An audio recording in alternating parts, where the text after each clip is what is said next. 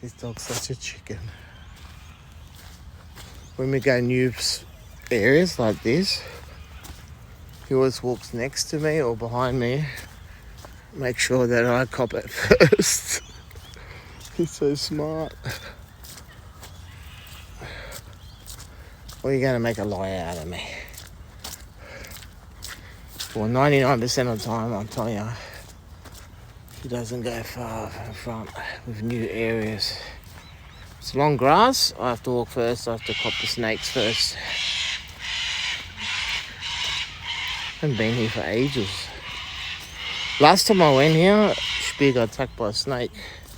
And he literally jumped vertical. Fucking noisy. Whoa, slipped. Slip.